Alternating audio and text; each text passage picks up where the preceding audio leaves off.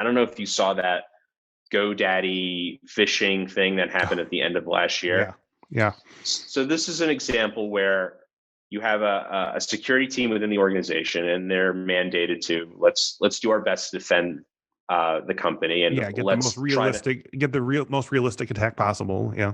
Right, exactly. And so for the folks who didn't see that news article, they sent out a phishing campaign that really was about, hey, we can't meet this year because of COVID-19, but just as like a thank you for all the work that you did this year, here's like a $600 bonus. And if you click this link, you'll get the bonus, and you just fill out your information.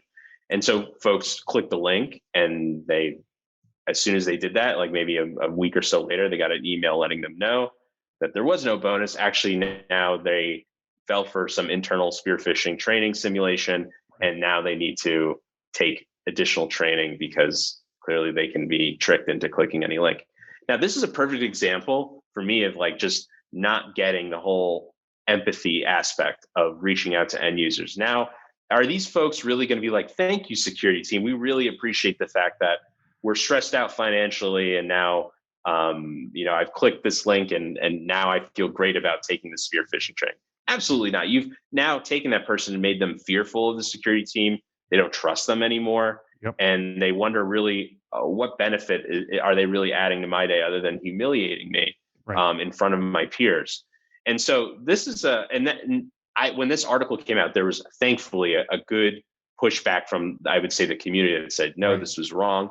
But there were a few people out there that were saying, you know what, actually, this is the good thing to do because the attacker can do this as well. Sure. And I just fundamentally disagree with that notion. So getting back to my earlier point, because there are no really good rules of engagement between end users and the cybersecurity team in terms of dealing with things that are really private or asking for informed consent before accessing, certain data on the device.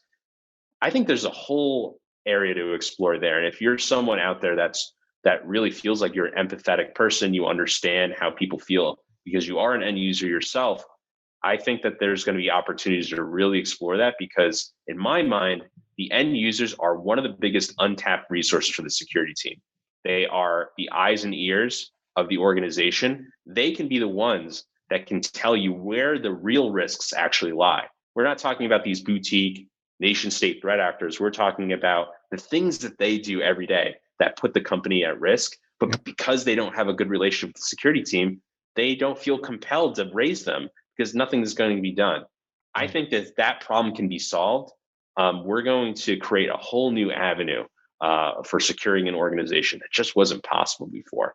So if you're good at psychology, if you're just empathetic, if you understand like the human component of this really well, these are the folks that I think can really benefit from really exploring these avenues, publishing articles and stories.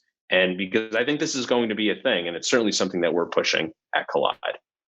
New episodes of the Cyberwork podcast are available every Monday at 1 p.m. Central. And don't forget to check out our hands-on training series, Cyberwork Applied.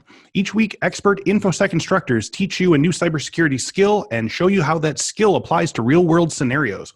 Go to infosecinstitute.com/learn to stay up to date on all things cyberwork.